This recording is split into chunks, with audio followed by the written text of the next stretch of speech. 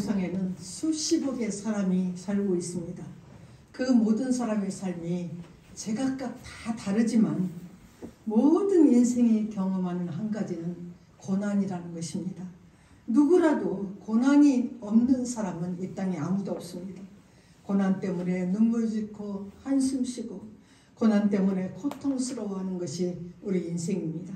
그런데 오늘 하나님의 말씀을 보시면 6절에 그러므로 너희가 이제 여러 가지 시험으로 말미암아 잠깐 근심하게 되지 않을 수 없으나 오히려 크게 기뻐하는도다 그랬습니다.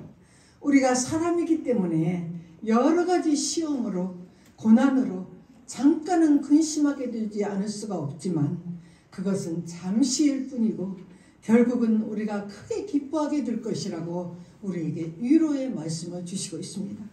지금 베드로 사도는 각지에 흩어져 고난받는 성도들을 위로하기 위해서 이 말씀을 씁니다. 그런데 사도는 편지를 쓰면서 먼저 하나님을 찬송하고 있습니다. 3절에 우리 주 예수 그리스도의 아버지 하나님을 찬송하리로다 그랬습니다. 모든 고난의 아픔을 누구보다도 더 잘 알고 있는 베드로 사도는 고난 속에 있는 성도들에게 우리 모두 하나님 아버지를 찬송하자고 외치고 있습니다. 우리 믿는 자들은 그렇게 할 수 있다고 말씀합니다. 어떻게 우리가 고난 중에서도 기뻐할 수 있고 어떻게 우리가 고난 중에 찬송할 수 있는가? 그 첫 번째는 우리가 고난 중에 기뻐해야 되는 첫 번째 이유는 우리를 영원히 복주시는 하나님이 계시기 때문이라는 거예요. 5절에 너희는 말세에 나타내기로 예비하신 구원을 얻기 위하여 믿음으로 말미암아 하나님의 능력으로 보호하심을 받았느니라. 그러므로 너희가 이제 여러 가지 시험으로 말미암아 잠깐 근심하게 되지 않을 수 없으나 오히려 크게 기뻐하도다 그랬습니다. 베드로 사도는 지금 고난 중에 있는 성도들에게 편지를 쓰면서 그 고난 속에서 기뻐하고 찬양하기 위해서 우리를 영원히 복주시는 하나님을 바라보라고 말씀합니다. 하나님은 우리에게 산 소망을 주심으로 우리를 복주신다고 말씀합니다. 그의 많으신 긍휼대로 예수 그리스도를 죽은 자 가운데서 부활하게 하심으로 말미암아 우리를 거듭나게 하사 산 소망이 있게 하시며 그랬어요. 산 소망은 세상 사람들이 말하는 희망이 아니라 살아있는 소망입니다. 우리가 붙들고 있는 그 살아있는 소망은 우리를 거듭나게 하신 예수님이 무덤에 갇혀 있지 않고 부활하심으로 죽음을 이기심으로 지금도 살아 계시기 때문입니다. 그리스도를 죽은 자 가운데서 부활하게 하심으로 우리를 거듭나게 하사 산 소망이 있게 하셨다 그랬어요. 이 세상 누구도 어떤 종교 창시자도 우리에게 산 소망을 줄 수는 없습니다. 그들 모두가 다 무덤 속에 갇혀 있기 때문에 그렇습니다. 그러나 그리스도는 죽음을 이기시고 부활하셨습니다. 십자가에 달리심으로 우리의 모든 죄를 담당하시고 사흘 만에 부활하셔서 우리를 거듭나게 하셨어요.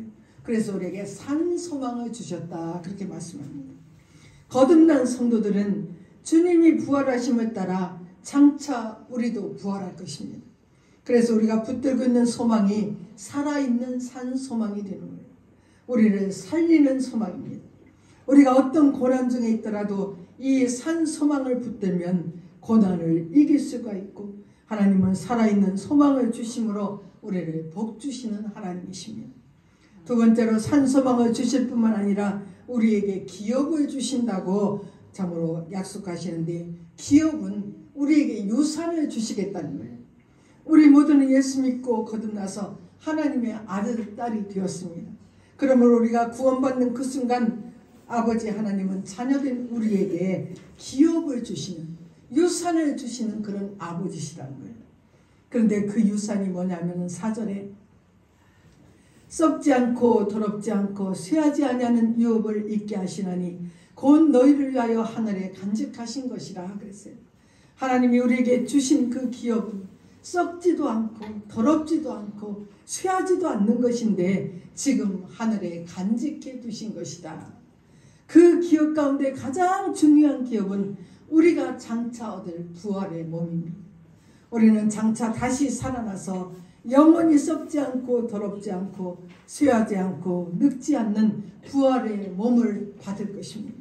한번 죽는 것은 정하신 것이기 때문에 우리 모두는 누구나 다 참으로 죽을 거예요. 그러나 비록 죽음을 맞이하지만 하나님이 우리를 영원한 목적지로 인도하시며 영원한 부활의 몸을 입게 하실 것이라고 약속하시고 있습니다. 5절에 너희는 말세에 나타내기로 예비하신 구원을 얻기 위하여 믿음으로 말미암아 하나님의 능력으로 보호하심을 받았느니라 그랬어요. 우리가 아무리 산 소망을 가지고 기업을 바라보며 산다고 해도 우리는 인간인지라 고난 속에 있으면 흔들리고 넘어질 수 있습니다. 우리를 잘 아시는 하나님은 능력으로 우리를 보호해 주신다고 약속하시는 거예요. 믿음으로 말미암아 하나님의 능력으로 보호하심을 받느니라. 지금도 살아계시는 하나님의 능력을 믿는다면 우리는 고난 속에서도 기뻐하며 찬양할 수 있다는 것입니다. 지금 내가 고난 속에 있지만 우리는 참으로 영원히 복 주시는 하나님 아버지가 계시기 때문에 우리는 그 고난도 능히 기뻐할 수 있다는 것입니다.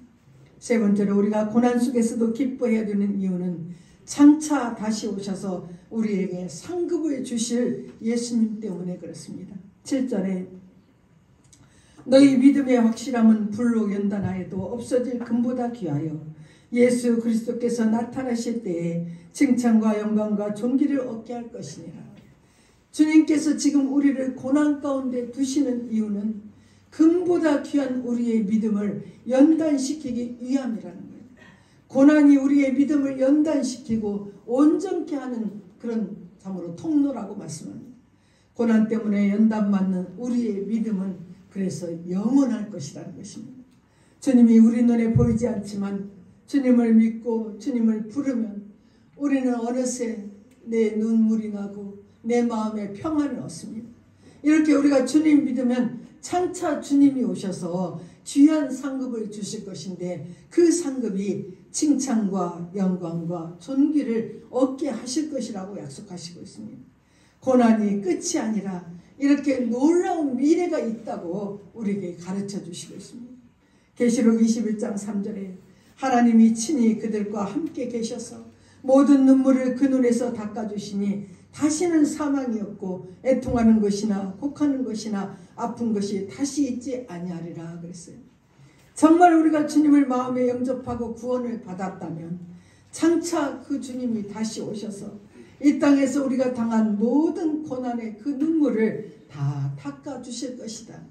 애통하고 곡하는 것, 아픈 것이 다시 있지 않을 것이라고 우리에게 소망을 주시고 있습니다. 우리가 고난 중에도 기뻐해야 하는 이유는 우리를 영원히 복 주시는 하나님 아버지 때문에 그렇습니다. 장차 다시 오셔서 성도들에게 상급을 주실 예수님 때문에 우리는 고난 중에도 기뻐할 수가 있습니다. 네 번째 마지막으로 우리가 고난 가운데 기뻐해야 되는 이유는 우리로 구원을 확신케 하시는 성령님의 역사 때문에 그렇습니다. 10절에 이 구원에 대하여는 너희에게 임할 은혜를 예언하던 선지자들이 연구하고 부지런히 살펴서 자기 속에 계신 그리스도의 영이 그 받으실 고난과 후에 받으실 영광을 미리 증언하여 누구를 또는 어떠한 때를 지시하시는지 상고하니라. 베드로 사도는 지금 우리들이 어떻게 복음을 받아들이게 되었는지를 말씀합니다. 먼저는 구약의 선지자들을 통해서 받았고 또 하나는 복음을 전하는 자들을 통해서 우리가 그 복음을 받았습니다. 구약의 선지자들은 구원에 대해서 부지런히 살펴서 연구하여서 그리스도의 고난과 영광을 발견했다는 거예요. 지금 이 고난 많은 세상을 우리가 지나가는 동안 하나님은 성령님을 보내주셔서 우리를 도와주시는 그런 하나님이십니다. 그래서 사도 바울은 로마서 8장 24절에 우리가 소망으로 구원을 얻었음에 보이는 소망이 소망이 아니니 보는 것을 누가 바라리요. 만일 우리가 보지 못하는 것을 바라면 참음으로 기다릴지니라. 이와 같이 성령도 우리 연약함을 도우시나니 우리는 마땅히 기도할 바를 알지 못하나 오직 성령이 말할 수 없는 탄식으로 우리를 위하여 간구하시느니라 그랬어요. 성령님을 보내셔서 정말 연약한 우리를 도우시고 우리는 기도할 바를 알지 못하지만 오직 성령이 탄식하시면서 우리를 위해서 성령님이 지금도 기도하고 계신다고 말씀합니다.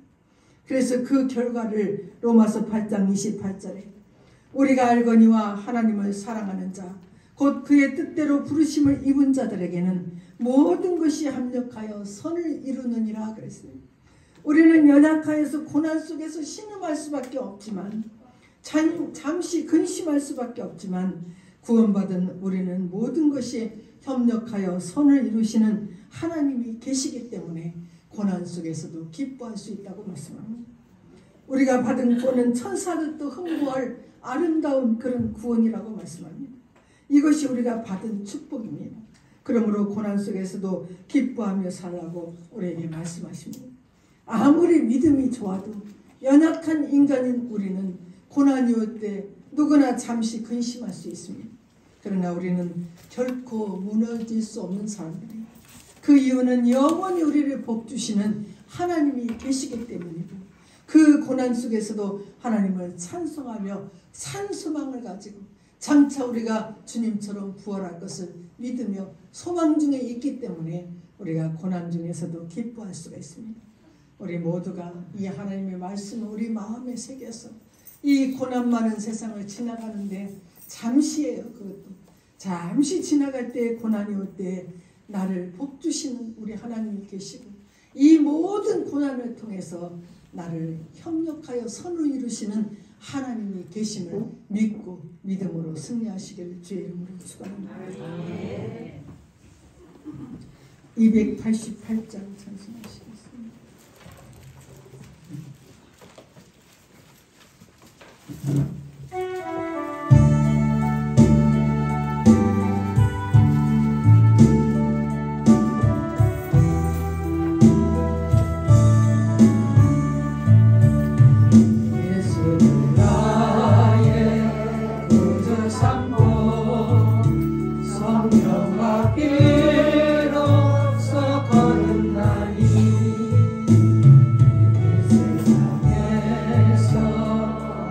영원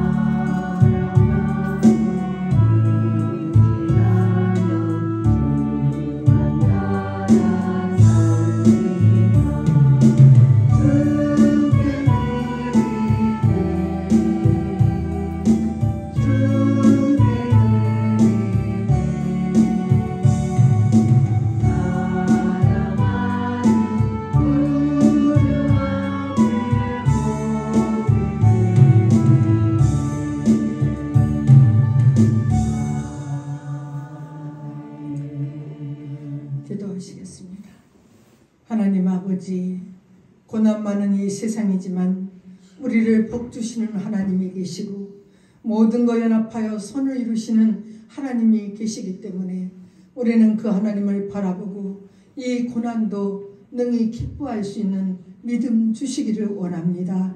아버지 하나님, 이 시간도 주님 주신 은혜에 감사하여서 이 모양 저 모양 아버지께 귀한 예물 올려드렸습니다. 아버지의 것을 믿음으로 구별하여 드린 손길을 기억하여 주시기를 원합니다.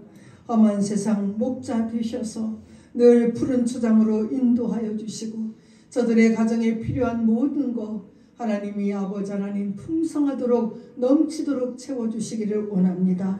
주 이런 건가 감사한금을 드립니다. 날마다 하나님의 은혜가 넘쳐서 기쁨과 감사가 더하게 하시고 아버지 하나님 사랑하는 성도들 이 땅에 사는 동안 육신으로 질병으로 고통당하지 않도록 하나님 불쌍히 여기시고 세임 주시고 강건케 축복하여 주시옵소서. 감사드리옵고 예수님의 이름으로 기도하옵나이다. 아멘. 감사합니다. 오늘 우리 양효순 집사님께서 우리 종서가 결혼해서 아이를 낳아서 손녀를 낳아서 감사하다고 또 맛있는 것도 많이 준비하셨습니다. 함께 하시기 바랍니다. 53장 전송하시겠습니다.